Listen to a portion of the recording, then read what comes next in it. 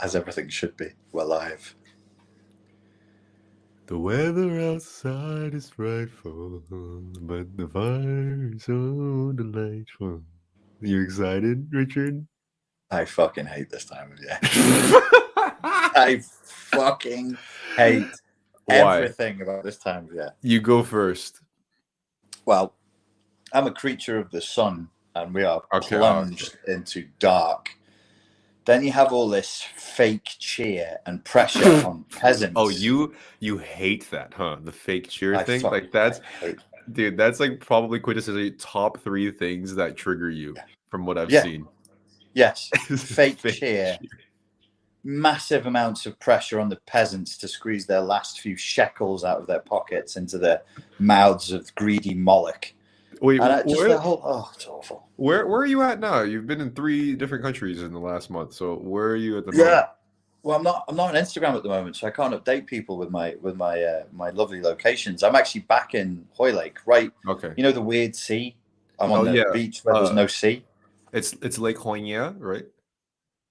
It's what, sorry? Lake Hoynia. It's Lake Hoynia. Where are you? I'm in Hoynia Lake. As Hoylake should now be known. Ho Lake. I'm in Ho Lake. Lake Hoynia. That shouldn't get me to laugh that hard for some reason. So anyways, go on. It's the silliness is setting early. I like it. And the other thing is the music of this time of year. Oh, my God, if anybody ever in my future permutations wants to torture me, you don't need to pull my fingernails out. Just put on Mariah motherfucking Carey, and I will break like a bitch. I will break. Nice. Oh, I hate it. I fucking hate that. The idea, idealistically, Christmas is really cool to me personally. Like, if I could get myself in fake cheer mode and like enjoy the Christmas carols and shit like that, it would be good. But in practice, like most things with life, it doesn't deliver the same way, you know? Yeah. No, I think like I think if we went back to its origins, which is like it's the Midwinter Fest, it's the middle of the darkness in the Northern Hemisphere, and all of the White Walker mutants up here get together and are like, oh, let's make cheerfulness and feast on frozen elk meat or whatever the fuck they did. It would be better. I had an idea actually, like when Christmas was conceived, like when the fuck was this made in the medieval times? Like when was Christmas a thing? It's right there. It's right there in the Bible. It's Leviticus 14. Fuck you. It says the baby Jesus came out his mama to shoot your mama on the 25th of December, which was the calendar they used. Dude, I literally, I'm not even joking. I don't know if it's just the state of where I've been, but I totally forgot Christmas was a religious holiday. Like it's completely been devolved into something completely separate from it. But in my head, I was thinking, like, imagine if this whole holiday cheer thing was just made by royalty just so every peasant doesn't kill themselves. Like, let's just have them pretend to celebrate something in the darkest, deepest, coldest bits of winter just so they can get through it. There was something like that called Saturnalia that was to stop the slaves from revolting in Roman times, where the masters would serve the slaves for like one day. Everything being reversed. But it's where does it come from? When was it invented? I mean, some parts of Christmas are like that we know of as normal. I think only go back as far as like 1901, 1902. It's fairly recent. It's a fairly modern thing. Okay. Yeah. So especially what it is now in modern times, I'm sure you are the #1 fan of how it's become. It's just garbage. It's just go, peasants, and buy more trinkets that you don't need, you fucking slaves. And everybody's running around stressed, guilty, full of ideology. Stressed and guilty and have to be happy about it. Yeah. That's a lovely combination. It's beautiful. Yeah. Smiling. Smile as you crack under the strain of the pressure.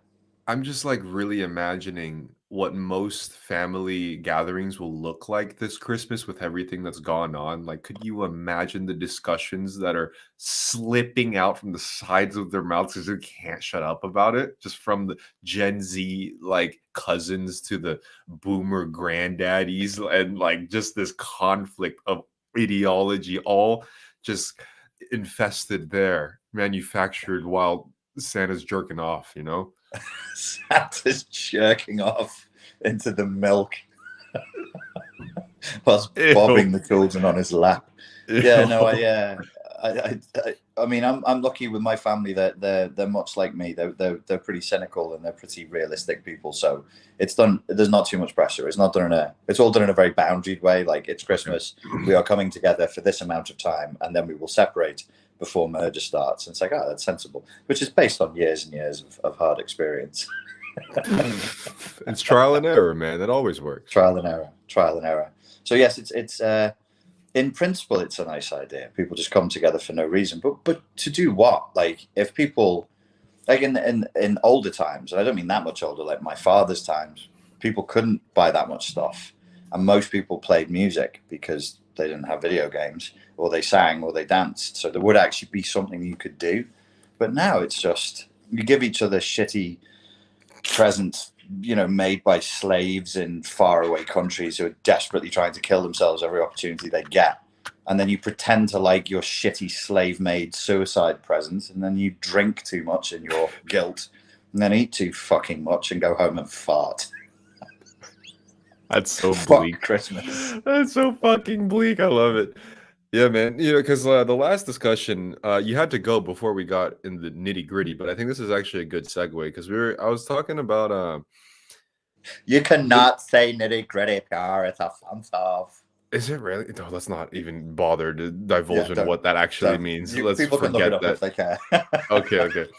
So everything now. This is what I was saying. I was saying that, like, so I'm playing the video games and stuff like that, and they provide a role, basically a service within the game, usually of use, and then your identity comes with whatever use you give in the game. Like, zombie apocalypse, I'm a runner, I grab the supplies, I do jobs for people, whatever. There's a purpose to everything that you do there. You get to stay alive for that reason. You're trying to help out, blah blah blah blah blah. You have your role. It's an important role, right? That eventually became everything in the modern day is already taken care of, and this more archaic way of having a role to a community or yourself or a purpose to your actions, it's just gone. So it becomes as if everything is role play.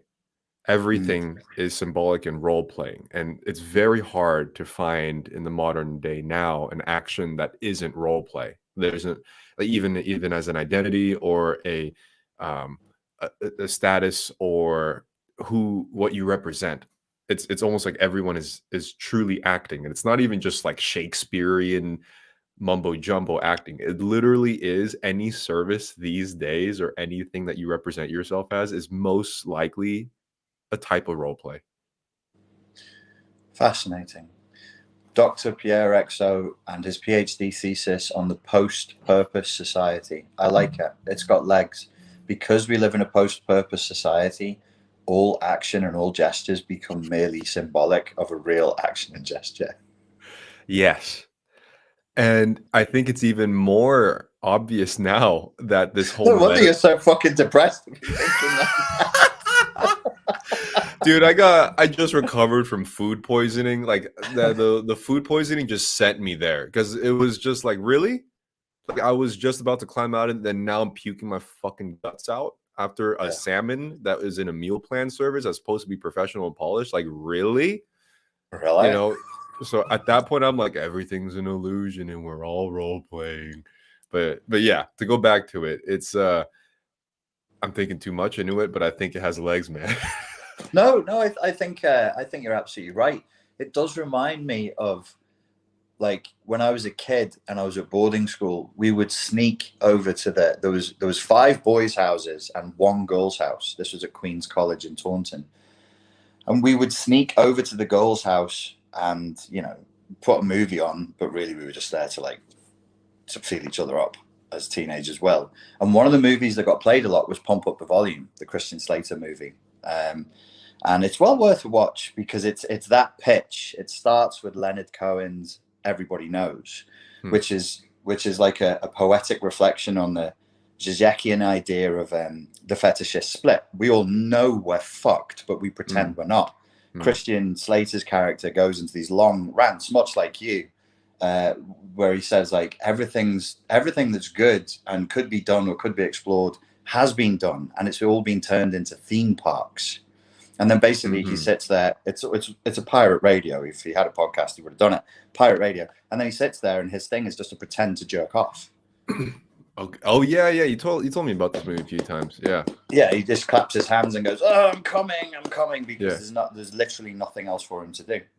And I think you're right. And I think there's a lot to that. Like if you go, I suppose the more affluence we have and the more civilized we become, the more we can afford to play dress up and to role play, and the less purpose we as individuals have. But that's the point of civilization, because purpose is based in raw survival. Purpose is based, I think I'm right in saying that you have more purpose the lower resource environment you're in. I think I might be right if I suggest that. Yeah, I mean, yeah, in a sense, like your purpose is to grab as much resource to survive, right? In the most like baseline thing possible. And like to further elaborate on this thing here, it's interesting because the only way to divulge into this purpose is to simulate one, whether literally through maybe pretend in real life or a actual movie you watch or a video game that you play. So it's like you are tapping into something real inside our nature through simulations. Yeah, which would be evidence of some kind of an end point. The McKenna idea, the eminentizing of the eschaton. If you look at us, if you pull out of the timeline of human history and you look from above and you say, okay, we struggle, then we form towns that become cities, we develop different religions that are monotheistic, and we pair bond for life, and we become farmers. The further down that road you go, the more affluence you have, which is what you want. You don't want to die in the cold or of starvation. You don't want to die like that. But if you keep going and keep going, eventually you could even argue, maybe I'm wrong here, I'm on the seat of my pants here, you're trying to eradicate purpose. Really, civilization attempts to eradicate raw purpose. Like nobody should ever need to stem a leaking wound imminently or they'll die. Would be the ultimate peak of civilization. Like some microbot, nanobot robot would fly in instantly and just heal your wound, and you wouldn't even feel pain in this sci-fi future.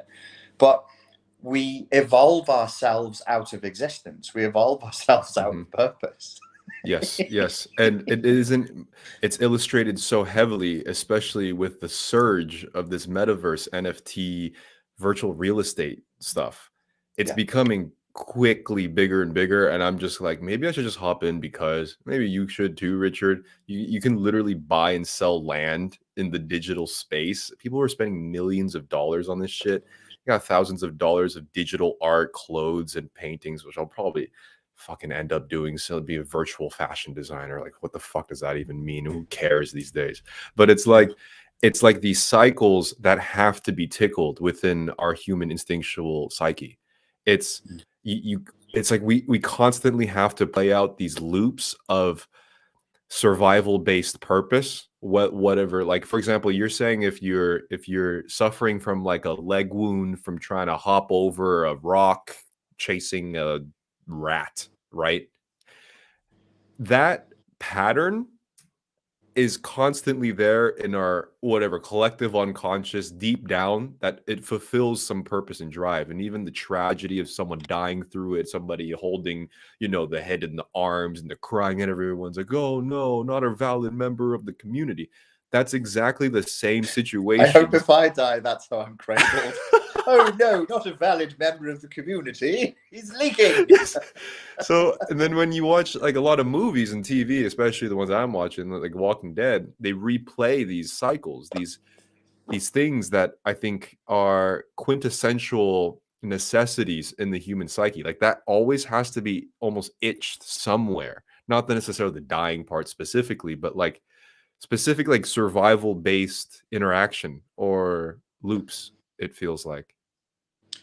I went to psychotherapy today, dutifully. I've not stopped my therapy, and it's transactional analysis. That's the school that we're working with, and I learned today that human beings have multiple needs. We've seen these models before. In the transactional analysis model, there was like sexual hunger, contact hunger, significance hunger, contribution hunger, but they also have something called incident hunger. So it's perfectly natural and healthy for you to desire incidents in your life, or drama, if you wanted another term. Yeah, incident hunger. That's already a thing, huh? Okay. Yeah. Yeah. So I mean, really, your thesis, it definitely has legs. It definitely has legs. I think that like it's kind of, it probably wouldn't be psychology, but it would be like anthropology sociology thesis, which is that this is a post-purpose world, and then you could build a dissertation really around that idea using these kinds of factors, which is, I mean, in a truly civilized world, there would be no incidents. There would be no drama. You would have no stories to tell because your life would have been pure. Drama is trauma. Trauma is drama. We've cleansed you of trauma, cleansed you of drama. And then you have no incidents and you are this weird blob. That becomes the consumerist model at that point, because people are living civilized enough to have extra time and luxury to simulate these incidences through heavy consumption of movies, film, TikTok, video games, whatever else like that. But it's interesting to see that loop in the psyche, even though your body isn't really doing much at all to maintain that, unless, I mean, sort of, but the modern day equivalent to that is so heavily abstract, it makes absolutely no fucking sense. Like you wake up at 9 because, not because the sun rises is when you wake up, no, because like this arbitrary number that some dude in a tie said that you have to show up with like pieces of paper with text on it, and then you have to like click a few things on a screen for like 8 hours, and then you come home with like a paper, and then like you know what I mean? Like it's just, that's not pure survival. That's like some weird abstract version of who God knows what. Well, again, interesting point. I'm building your thesis for you. You would then say that the fact that we know that the number 9 is arbitrary, and we know that showing up to work is completely fucking arbitrary, and we've just lived the trauma of that because in the times of Corona, nobody had to go to work anymore, and that didn't cause the economy to collapse. In fact, people were told to stay at home, and some businesses, if they were face-to-face businesses, the small ones, they collapsed, but the big corporations have fucking flourished because of the savings on office rental space. So office rental in London City has, I just found this out a few days ago, has never been cheaper than right now. Wow. Because all the corporations are saying, well, we were forced to run an experiment we didn't want to do, and we found that actually we don't need all these humans going to a physical space at 9 o'clock in the morning. And there is trauma in that. If you're in that world and you find out that for 20 years you were wasting, I mean, for people going to London 2 hours a day, and it was for nothing. Yes. They never needed you there. Yes. It was totally fun. Well, 20 years.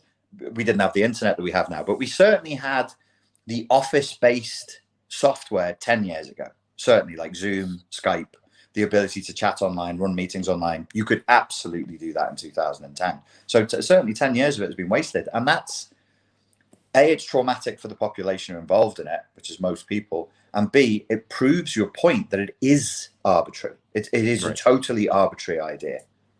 Right. Like it's like this forced simulation of what should happen in order to have work for survival in terms of feeding yourself through resources. But now that it's here, that's not even necessary now.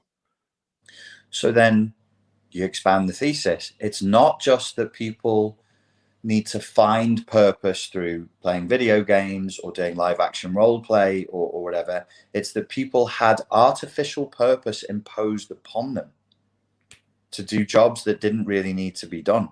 Yeah. Yes. In the So first place. the post. This is now moving from a 5,000 word dissertation to a 40,000 word book by Dr. Pierre XO. I like it.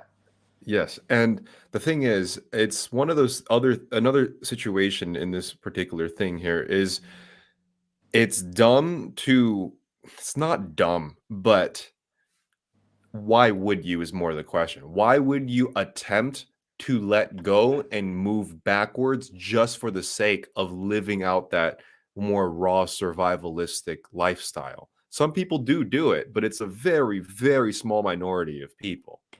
And there's something, I've made this point here before. It's like the masculinity movement. Yeah, there's something impotent and performative about it. Yes, like I'm being a man in an age where nobody needs me to be a man. So I'm like, well, then you're role playing being a man. That's not very fucking manly, is it? No, of course not. And that's kind of the end result of all of this. It's like it's futile. It's just you end up having to pretend to do something. Even at these like modern day late stage jobs, it's everyone's pretending to do something. I mean, I hear there's like a whole Reddit thread of bullshit jobs and how long people just procrastinate till the last hour before they clock out and they just like move a file and then it's over. Like that is a symbolic job at that point. Like data entry and stuff. It's crazy. Like what this is so far removed from so many things, man, you know? And I even put like our kind of job in this thing, this like influencer, YouTube content, TikTok content, whatever the fuck. I mean, what the hell is it, you know? Well, it's not, it's certainly not intrinsically purposeful as you're defining purpose in your hypothesis. And what you just said reminds me of American Psycho, which is a book from the late 80s. One of the elements of that book that was interesting was the suggestion that, God, what's his name? Bateman is getting away with murder because he works in a large corporation in mergers and acquisitions, and they all look, talk, and act the same, and nobody really knows exactly what they do. And because people are constantly confusing each other in this world, it's a bunch of 30-something white guys with their haircut and the tie and stuff in rooms, and they fucking confuse each other. And he's literally getting away with murder because of that. And he can't even find significance in being a fucking serial killer. Yes, it's like it's meaningless that he's a serial killer. But in the end, like, you know, does it even matter? Does it even change anything? Yes, exactly. And excluding like a good percentage of the world, or you'd call them what, like third world or underdeveloped, whatever. The more, I don't know, built up civilizations, whatever, the West, it's even a simulation and even role play when you voluntarily take yourself out of society to live a more off the grid, down to the dirt lifestyle, because you have already the choice of it. And if you are already in it, you're actually simulating a version of it if you're voluntarily removing yourself. Ladies and gentlemen, I'm going to award Pierre XO the fucking Zizek belt, Zizek purple belt there. That was beautiful. That was beautiful. They are still here consuming their lack of consumerism as an option to consume. Dude, I've had too much fucking time these days, man. Motherfucker, you've been doing some thinking. You gotta switch that brain off. Bro, it's either this, it's literally this or just slaying zombies. That's pretty much all I fucking do these days, man. But that's a great point that you just made, which is you can't escape the ideology. You're still choosing a non-consumerist lifestyle as a choice because you're ideologically entrained to be a fucking consumer. Exactly. There is no escape. Yeah, and it's like, it's one thing if you were already growing up in low income conditions and everything was shitty and you have to just play it out because you have no choice. That's one thing. But if you are already in a middle class ish lifestyle, and like camping. Camping, that's a perfect example, man. I mean, whatever. People love it. That's great. It's still a simulation in the same way that you still enjoy a certain movie. It's the same type of thing. You're role playing a whole. That's a giant dress up. We're pretending to be lumberjacks or cavemen with a really expensive tent. And the richer you go, the more rugged they live. Right. In the UK, in the private schools, I'm lower working, aspirational working class to middle class, but I managed to get into private school. I was in private schools most of my life. My family is a pretty working class family, so I got to see this weird two worlds, and I was split in both worlds. I was super posh for the working class people, but an absolute fucking peasant for the middle class people. And as they get higher in wealth, the more they want to go horse riding, camping, shooting.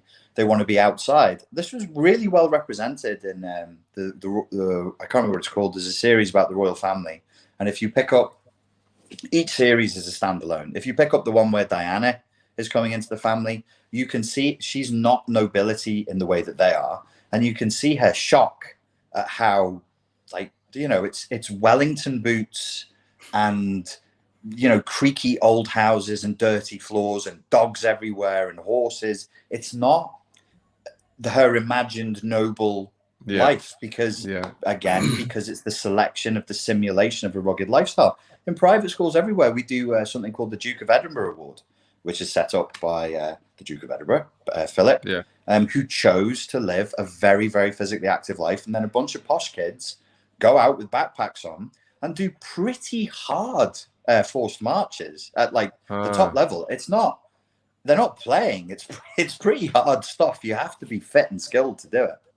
Right. And I mean, I could see hints of it when I'm gaming because I'm playing more survivalistic things. I still wouldn't say I would go as far to enjoy it in real life. But again, it's the choice. Why would you choose to do it in reality when you have the choice of a simulation where you don't get poison ivy up your ass, Well, and you wouldn't get working class people to do this. There's no sales pitch where you'd be like, your dad's a painter decorator, you're training to be a plumber. Do you want to spend 3 days in the fucking cold marching through Wales, eating out of a fucking tin? You're like, fuck off with you. I've got a home. I've got Sky TV. I've got Netflix. What the fuck would I do that for? But for posh people, it's a real badge. It means something. It's status. The Gen Z version of all of this is van life. You know about that? Well, I don't know if it's even as big as it is now, but there was definitely a wave a few years back where every Gen Z young millennial was living in a van that they would customize all on their own, build it out, and they would just live in this fucking thing and try to glamorize it for YouTube and shit. Okay. Yeah, I think I can see for the Gen Z people, there's going to be an economic driver to that because of the price of property. That was one of the main driving factors, supposedly, is the economical reason. And it's interesting to see it painted as this is a good thing, this is positive. Yes. Yeah. I think some of these things are a reaction to just, I mean, maybe, I don't know, we'd need an economist. Maybe everything is a reaction to economic forces.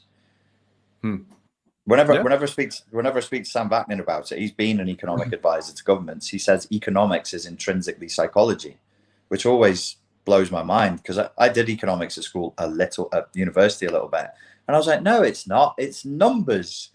But it's human behavior. It's human behavior as it relates to the economy. So yeah, it's essentially psychology, sociology.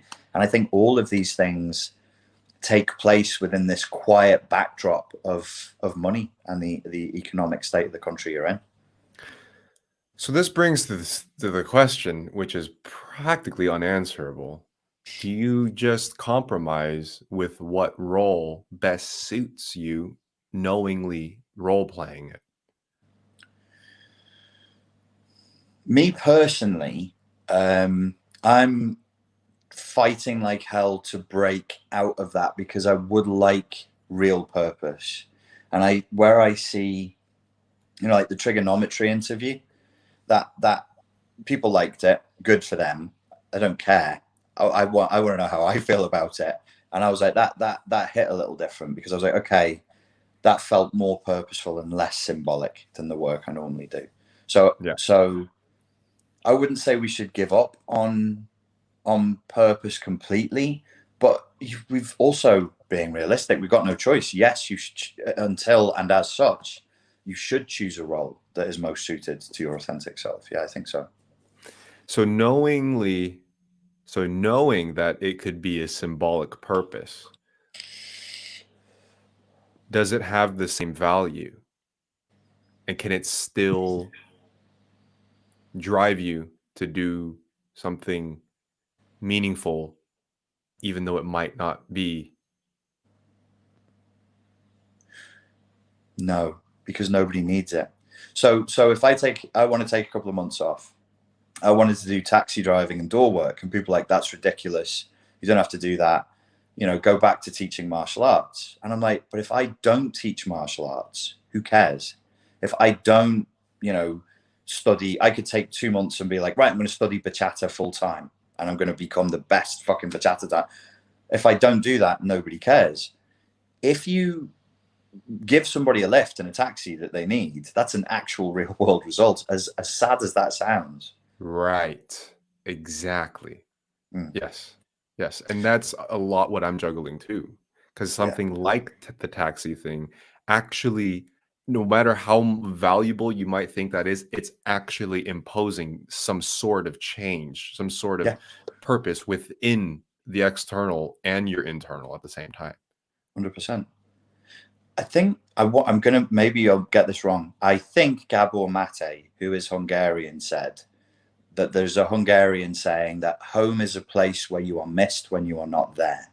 Right. And this applies to what we're talking about. If it's not missed, if you don't do it, it's not authentic. Not really. If it is like, I'll just leave it at that. I think people get that. It's pretty clear. I was literally, I brought up that same point just a few hours ago with my friend too. It was just like, you know, especially with this digital space, there's so much fucking noise anyways. Like just from my own subjective experience here, like to disappear for a bit of time, then what? Yeah. Well, people are not, they can just scroll on to the next thing, but then they hear this and they're big, but we miss you though. Okay, good. You miss me. Cool. Are you living? You're fine. You're still doing something to entertain yourself symbolically anyways. You know what I mean? You sound like me when people kick off with something I said in a video and they're like, it's so irresponsible. You're talking to people with trauma and you said this and I don't like it. And I'm like, pay your rent. Eat your food. It's a video. Shut the fuck up. Right. Oh, you have no empathy. No, I have empathy for you and for me and for the world at large. And if I indulge this kind of infantile idiocy, you will be sicker, I will be sicker, and the world will be sicker. Pay your rent, eat your food, do your jobs, get on with your life. Right. Exactly. Otherwise, we just generate codependency. We just have a codependent relationship with what? With the algorithm, with the humans, with an audience. What's that nebulous thing, that this amorphous mass of people? The audience. What's that? I know. What is that? And then the algorithm, what is that? It's not even like a visual thing, but everyone says it all the time. You can't visually even depict algorithm, you know? And I think especially with everybody being online, whether you have a business, whether you don't have a business, it just, this idea of home being somewhere where you're missed when you're gone it's almost impossible to replicate within this space, because it's like, well, on to the next, like, so what? Yes. And but maybe the solution is in the question itself, and maybe I think you particularly, like, we're both wrestling with things, we're both wrestling with demons at the moment, but you particularly are wrestling with purpose, like really having a fucking half-year long battle. There's almost a whole year, man. I was like, Jesus, I thought it would slow down by now. For fucking hell. damn near a year-long battle. And it's, it's like, when the Balrog and Gandalf fight, when they fight in the Battle of Helm's Deep, they fall off the bridge together. And in the story, they fall for days. Really? And then they land in this icy darkness and they continue fighting. And it's just this endless. And that's what turns Gandalf from Gandalf the Grey to Gandalf the White, is he showed this immense courage of just fighting and fighting and fighting and never stopping, and even trudging broken-bodied through cold darkness full of demons, trying. And he wasn't running from the Balrog, which is this huge fire-breathing demon. He was running after the cunt. He was still trying to kill it. He was chasing the Balrog. So we have these battles, and I think at the end of it, like, is a sort of from chaos into order. There's a straightening out, and you go, okay, what do I need to do? But then you look at the unconscious looks and goes, what does Pierre XO need to do next? And then Pierre XO at the unconscious level goes, okay, anything but not that. I don't fucking give me that. That's too much. Like, the burden is probably frightening as well. Sure. Yeah, for sure. And if I had the same balls as Gandalf, then I would definitely try to attempt to do the same thing. And, to think that a lot of these purposes or goals or whatever are purely symbolic, a part of me is like, fuck, why don't I just try to suffer my way through a pseudo K-pop star? If it's just as symbolic to do that as to, I don't know, to fucking play zombie slaying video games. You know what I mean? Because you can't. The penis will not become erect. It will be floppy. But I mean, I can't actually slay a fucking zombie head in real life either. There's still something in between, and I can barely even guide you with it. Nobody can tell you what it is because it's yours. It's your struggle. But I'm 1,000% convinced there's something there. It's just you digging down to it. But it's an interesting question to ask, which is like, well, why not just embrace falsehood? Because you physically can't. It wouldn't be an intellectual, rational, moral decision. It would be a somatic decision. Your body's not going to let you do it. I'd love to see you try. As you try and put on the makeup for it, your hand will be shaking. You'll be like, get on my eyes. And your hand just won't do it. I was even suggested meds just to see. I don't know what you think about meds, like antidepressants or whatever, but I was like, if I took them, didn't feel anything, and then I just push through becoming a pseudo K-pop star, perhaps that could be the answer. There is value in choosing a task and completing it, even if it's not the right task, for sure. And so even if at the end of it, it just became this tragi-comic waste of time, or it really took off, or it really something, it is something. It is something. And if that's the thing, then it could break you through to something else. There is that. Right. Yeah, I mean, you played the Walking Dead VR game?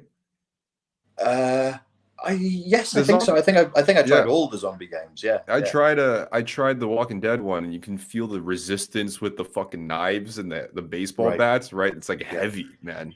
It's crazy. Yeah. There is nothing like that in any aspect of life that feels like that. When you're in a simulated environment where everything is dangerous and you have to search for something, whatever the task might be, and these dangerous creatures are about to slay you, so you slay them first, and you can feel the weight of your impact for your own survival with every swing. There's nothing remotely close to that type of visceralness. Yes. Yeah. I hear you. Yeah, I mean, and some of it is who knows what we're really doing when we play these games. Maybe you really are fighting some demons out there somewhere. I don't know that you're not. Right. You could be. Yeah, right. That's the idea behind Ender's Game, right? They think they're playing a game, but they're actually fighting a war. They just didn't want to frighten them, so they lied to them. Yeah. I mean, like, I don't know what your vision is of what's happening externally in the world, or I don't know if you even follow half of this shit though, but like, does it, I mean, we've kind of concluded it feels like the end of the world, a post-apocalypse collapse beginning or something along the lines of that, maybe, or are we dramatizing it, you know? No, I don't think so. People love to say that. There's like this false online dick swinging that people do where they're like, oh, everybody who predicted the end of a civilization was wrong. I'm like, well, number one, bitch, how would you know? If civilization ends, a lot of the historians die. And number two, bitch, you're wrong. The collapse of the Ottoman Empire, predicted. Rome, predicted. Which was the other one that I know of? I'm not a historian. I know that Rome, the Ottomans, ancient Egypt, that was predicted as well. I mean, there's the idea that people are such fucking babies. They're like, civilizations don't collapse. Yes, bitch, they do. That's what a civilization be, dummy. It's a wave. It rises and it falls. There's no such thing as a civilization that just is and is and is forever. We're just in a cycle. It's not like, if we say civilization is collapsing, it doesn't mean at the end of it there will be nothing but black smoke across the earth. Like, the birds will still probably be singing if we avoid nuclear war. The waves will still be waving, and the rain will still be raining. There's no reason to get all infantile and defensive about this. Every single piece of evidence you can analyze points towards a civilization in collapse. So we should, we should accept it.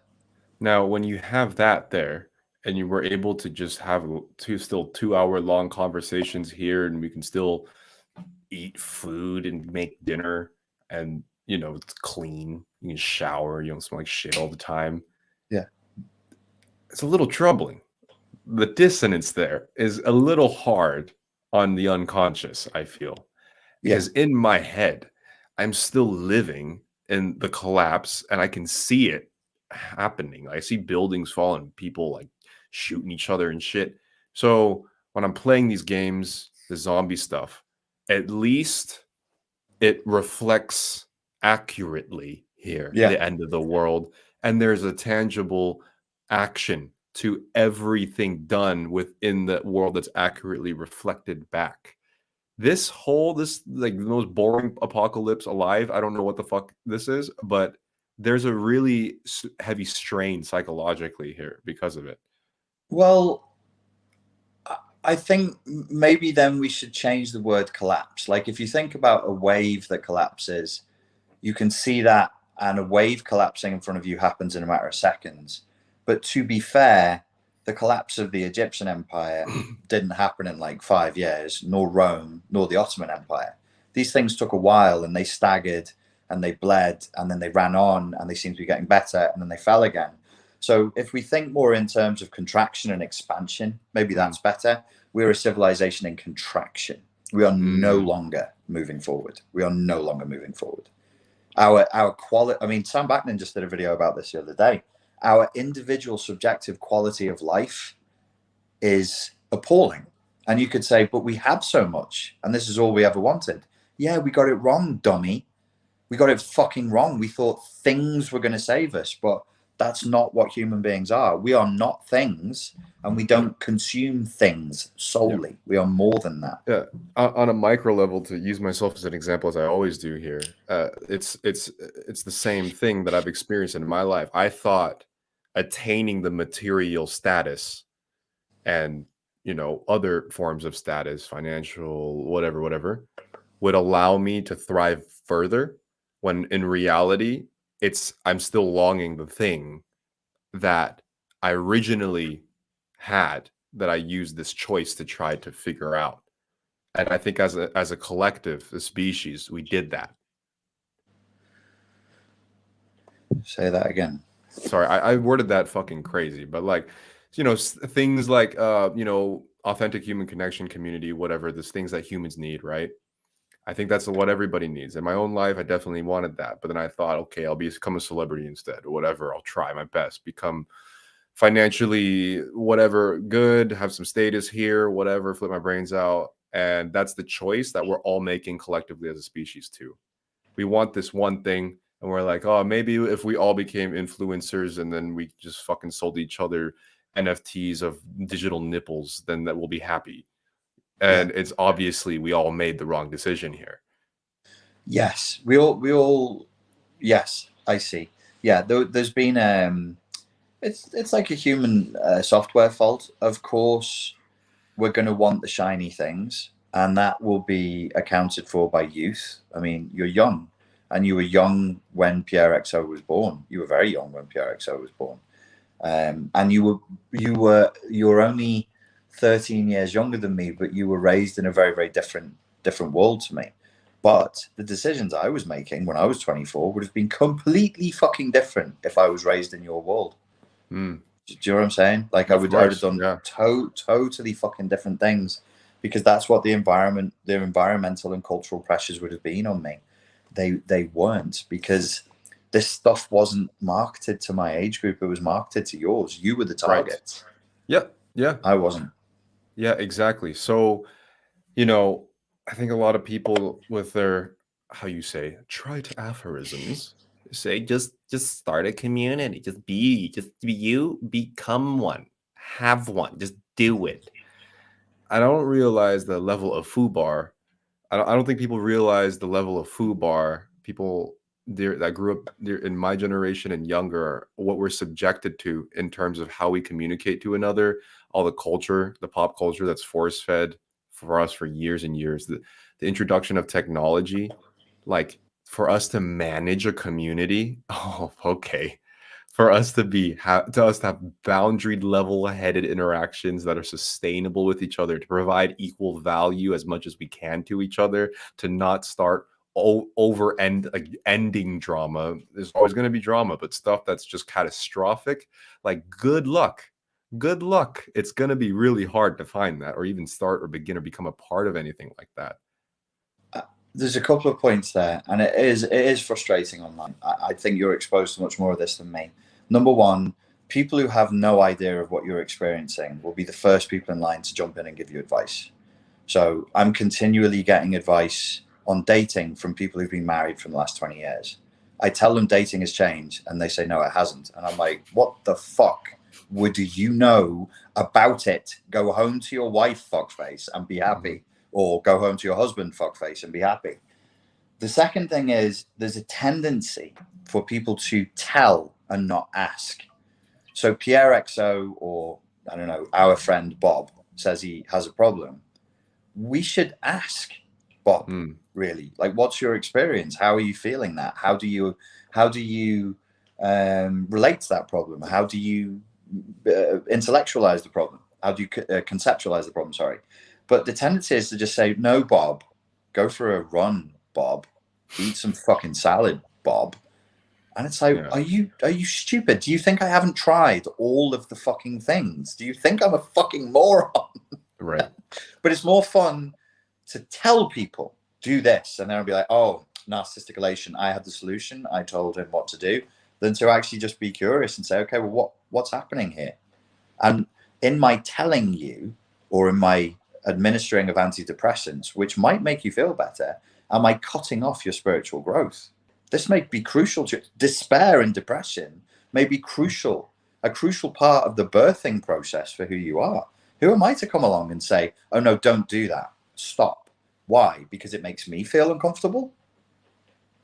It's yours. Like we've got to get back to respecting each other's boundaries and respecting each other's experiences. It's yours. It's not mine.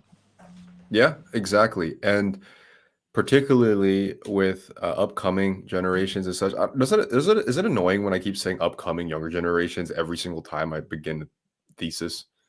Okay. No. So the thing is, like, you older than me spiritually. Yeah. So the thing is, like, the boundarylessness and the standard of communication in human interactions with younger generations, or so-called mine, are based on a premise and standard that's like so unfounded. Like it's a foundation within communication that's already fragile. So it's bound to implode upon itself, where I obviously get along with a lot of older people and they grew up in a different time, but like the the narratives that we can expound on and the stuff that we talk about and how we go about it are way more sustainable and oftentimes not completely devolving in a complete nonsense and drama or whatever it might be, you know? I know it sounds trite, but I do really, really sincerely believe this is an effect of social media, because what it does is it replicates communication with signaling. And it's not just the generations younger than you that have fallen prey to this. People pretend to be having debates online and talking and discussing. They're signaling. They're signaling their status. They're signaling their stance. They're signaling their position. And now it's in the real world. So people aren't talking to each other. They're signaling. Right. Right. And then another trite suggestion is just go in out in the real and talk to real people, be around real people. I was like, have you been around real people too around now? It's different, man. Like it's literally dodging laser beams to try to end up on a topic that doesn't involve a fucking needle in your nipple or fucking diaper on your face about the Illuminati or good daddy government, you know, or fucking hashtag this or racial nonsense. And you know, it's like everything now is so fragile in terms of that. Yes, which is another big indicator of a civilization, if not in collapse, in contraction. It's contracting. It's not moving forward. Yeah. Right. So, I mean, it's, I think what's also kind of fascinating is that what I'm necessarily desiring or what I think would be good for me or make me feel better are actually just inherent instinctual human needs. It's like I don't want a fucking Lambo. I don't want a $400,000 paycheck and a fucking mansion in Beverly Hills. I don't want no Playboy mansion. Already got that. You know, like these are things that every human used to have for thousands of years. And then you were kind of sat back at this situation and seeing these things and hearing these suggestions. And it's like, are we that far removed from something so necessary? Yeah. And it seems that the answer is yes, we are that far removed. And that's where the pain is coming from. We're far removed from the necessary things. We're distanced from our needs. It's not easy to get your authentic human needs met in a highly polarized, highly politicized world, because contact with other human beings is spiky and difficult and potentially dangerous, potentially disastrous. A little funny thing here. I've had a Wi-Fi guy check out the Wi-Fi and a gas guy check out the gas. They obviously speak Czech. I had someone over who speaks Czech. And apparently both of those guys said, on separate occasions, said, shit, at least someone speaks Czech here. Like really passive aggressively in my own house, in my own flat. Like it's my problem in my own flat that I don't speak Czech. Did they say it in Czech or did they say it in English? They said it in Czech. They said it in Czech, so I didn't know. So they were talking to whoever came in with them and said, "No, I had someone that speaks Czech here." Oh! I see. Yeah. I'm with you. And I'm like, that is just a small little interaction about something that is you shouldn't even fucking say anything about anyways. You're just checking the goddamn Wi-Fi, and that itself is a spiky interaction for no reason, because fuck you. That's why. That's some old school 1960s racism coming back. I know. And I'm just like, in my own house, I've been food poisoned, and these strangers that are supposed to provide a service are also passively fucking me off. And I'm like, okay. But that's the nature of, we've discussed this before, the cycles of the times. Witch trials usually follow plagues, droughts, or famines. Mm-hmm. And you know, you look at what happened in Germany in the 1930s. That was after a really savage economic collapse that took place there. When people are desperate and unhappy, they will start looking for enemies. And I think it's instinctive, genetic. It's the outsiders first. It's the outsiders first. You should have seen how this Wi-Fi dude checked out my Wi-Fi. He just had he literally showed up as if he was at a pub like the night before for 14 hours without showering, like paint splattered on like some dirty ass hoodie and cargo shorts. Yeah. And then he plugs in his old ass laptop with my cable. Oh, it works fine on here. Oh, looks like you have bad computer. And I was like, this is a gaming laptop. And he's like, okay, you have too many program open. I'm like, okay, anything else you need? I'm like, what the fuck is this, dude? Thanks for fucking nothing, you know? And just like basically, and then he also is like said like, you're lucky you even have 400. In my village, we have 80 megabytes. So there was like a bit of resentment too to the service. Yeah. It's like this fucking Vodafone, bro. Well, that's a class issue as well. He sees you as a rich yuppie American living where you live, and fuck me, right? So fuck you, buddy. In my village, we have not internet. You're an internet dude. How did you end up with this job with no internet? Do you have you have a Czech speaker? Is that person a pit bull? Will they maul people? I have a pit bull for you, Pierre, if you want me to send her around next time they come, because she's a savage. I don't even fucking care enough anymore, man. I just get out of my face. I'll fix it myself. Fix it myself and barf out the salmon, dude. Vomit out salmon on you instead. Well, I have to go to Bachata in the next 10 minutes or so to remind myself there's a real world out there. So yeah, let's take some questions. All right. Can you say this in a Russian accent? No, you do it so much better than me. I don't even want to try. It just says in Russia you have to climb trees in winter to have Wi-Fi. Oh, that's the diagnosis. Here's with some air. Oh, God. Pete, is your butthole feeling better? Yeah, the good news is it only came out the front, and it was fucking painful. I've never made those sounds in my life, and in the middle of the night, I had zombie fever. Like it felt like needles were coming out of all of my pores. It was insane. Somebody here doesn't know where you are and can't hear us. Why don't you speak tech? We're not saying tech, you tits. We're saying Czech. I'm very fluent in tech, actually. I'm okay. Pierre is fluent in tech. He's not fluent in Czech. Speak tech. Oh shit.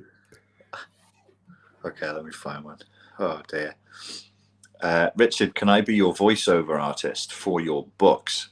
No, I'm good. Like my voice is good. I'll voice over my book.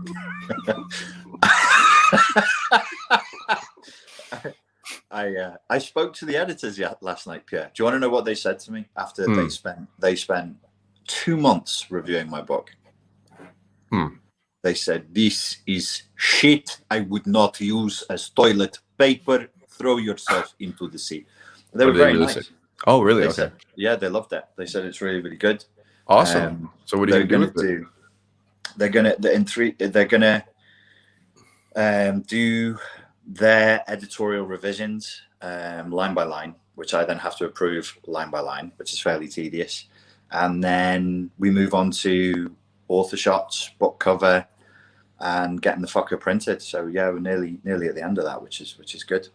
Damn, boy, you have a date estimate on that? I asked if we could accelerate it because they were talking a very, very long time. I'm hoping to have it done by May, available and out by May. Yeah. Swag. How exciting, man. Swag. Richard, you are the best Hannibal ever. Oh, that's kind. Good. They must be talking about my hair and my forehead. Fucking hell. Ready when you are, Sergeant Pembry. Let's find a question. Does anyone here despise confrontation from others? How do you feel about confrontation, Pappy? I would prefer not to, but I'm really good at it these days. I'm really fucking good at it, and I don't want to do it ever. But nowadays, I have to. Light Warrior asks, do you have any advice for those of us guiding teens in the education industry? This is probably better for you, no? Well, giving teens real guidance now in the education field is tough if you're actually a PGC qualified teacher. The only way that I could do it was as an outside speaker, so that the teachers could, even if they agreed with me, they could disavow what I was saying, and everybody was safe. But if you're actually in the beast itself, you could get yourself in a lot of trouble if you actually start trying to genuinely educate children. Do you guys have a favorite myth or fable? What's your favorite myth, Pappy? I don't know if I'm well read enough to even know of one off the top of my head, man. Can you name any myth? Or like Brothers Grimm story? Some vague understanding of some Greek one. Narcissus. I know that one. The Narcissus one. That's actually a good one. I went on the Belgrade seminar. I went into the echo myth, because everybody talks about Narcissus and they don't talk about echo.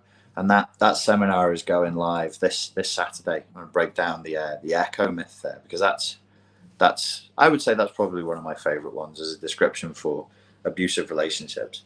Echo is literally the echo that we hear in chambers, and all she can do is repeat back what has already been told to her. She is an empty yin vessel, poor creature. Okay. What do you guys think about the increase of IRL social interactions becoming less safe, paired with the introduction of several metaverses?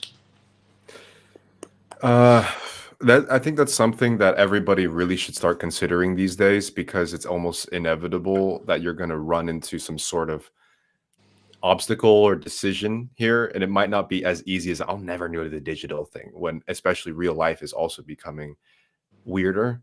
Personally, I'm a very tech-oriented person, and I'm already kind of living in a more digital life already. So my approach is probably attempt to manage it like a healthy diet in terms of how I will interact with it. Just because these days the real life thing is a bit questionable, considering that every fucking Czech person is a passive aggressive as shit to me. So when did this start with Czechs being passive aggressive towards you? Earlier this year, when springtime when I started going out again, and there was a huge change in attitude, big change. The goal you're saying isn't passive aggressive with you? Everyone is passive aggressive. The people in my chat, people I know in real life. It's just because fuck you, Pierre. It's your fault. Dude, it's just like the whole world has been like, it's your fault. Even the food, the salmon, this is you. You chose this. If you hadn't chose the salmon, this wouldn't have happened. So yes. You kind of poisoned yourself. Yes, exactly. So I'm living with the burden of responsibility of it always being my fault. Okay. Question. Is it narcissistic to give advice? Please clarify. I think this is what Richard said about giving advice. Well, it depends how you approach it, and it's kind of easy to, at least for me nowadays, to see if people are genuinely giving advice or they're just riffling and enjoying the guru pedestal, you know. Yeah, I would say if you wanted a simple rule, no, it's not narcissistic to give advice, and no, I didn't say that. I said that people have a tendency generally speaking, to tell more than to ask. People should ask more than they tell. Yeah, you should ask people what their experience is. All right. I like this one. Thought about it a lot with the survival games that I've been playing. Would you ever consider off-grid type living? For me personally, I love the idea. I've been really not fantasizing, romanticizing what it would be like to be like a southern country boy, just like enjoying a hard day of honest work, like just moving hay bales and shit like that, and how nice it would be to be fulfilled from just like fucking picking up cabbages, stuff like that. But I could never do it. I could never do it. I'm not made for this, and I could not live and sustain myself off grid. What about you? It would depend. Is there a deluxe 5-star option where I live in a mansion and don't have to do hard work? Yeah, right. I was gonna say, if it's like completely first world amenities all up and down, and you're just off grid, then that's cool. But a functioning sewage system. I'd take a farm in Ibiza that didn't have an internet connection, if that was considered off-grid living, but I still had my car and access to the supermarket. I don't know. I think, like Pierre, I might be too addicted to the comforts of this world to ever. I don't really know do you have to generate your own electricity and deal with your own sewage for it to be off-grid? But you went a little crazy there, didn't you? With no internet in Ibiza? Oh God, yes. I'm completely insane. Again, idealistically, a farm in the middle of southern Spain, Spanish island, just living kind of behind the scenes. And then, well, yeah, but let's add a little context to that. I did sleep with somebody's wife, and that person was connected to the Romanian gangsters of Ibiza, who then showed up in my house. So it was that was a factor. Yeah, thank God that's all fiction in your new novel. Yes, thank God that didn't happen. I didn't know she was married, ladies and gentlemen. She didn't tell me in the novel. Well, speaking of which, you're going to meet some new wives on your bachata, huh? I cannot wait. Tonight is a social, and there's no the classes, like the way, God bless these people who teach classes. There are people who can dance and there are people who can teach, but they don't tend to converge. So you get really good dancers. They can't teach for shit. They just stand there talking, and they make you like hold in stance for about 10 minutes while they explain a move. And in my brain, I'm screaming, this is not how people learn how to move. You can't talk movements into existence. You just have to do it and repeat it, repeat it, repeat it. So it's purely social, purely spontaneous. We enter the yin realm of chaos. We do my combat tai chi and calling it bachata. Well, Richie, what the fuck? When is your class starting? When are you going to teach yours? There's a lot of talk for someone who hasn't taught yet. Do you mean, when am I going to go back to teaching martial arts again? No. Teaching bachata.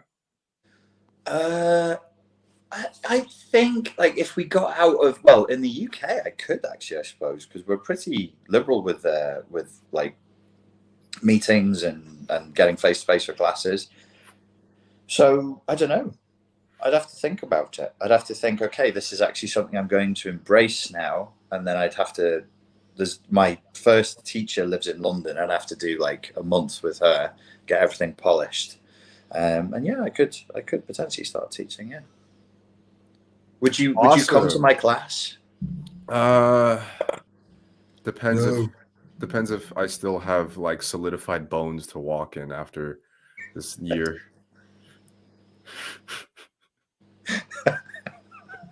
Everybody should dance. It's wonderful. It's good for you. You get in contact with human beings, and it's sexy. Hell yeah, bruh. Hell yeah. Are we done? I don't know. It's up. I thought you had to leave. I was just trying to close it for you because you said you had to go. So I'm finished. There it is. I had to get some pornography in there somewhere, my dear. Always. Gotta finish it off like that, huh? Gotta finish it off. All right, I will close us out and go to bachata. Ladies and gentlemen, thank you so much for your time and for your attention. I've been Richard Grannon of the Illuminati, and this man has been Pierre XO. And we out. See ya. Right in the hoop.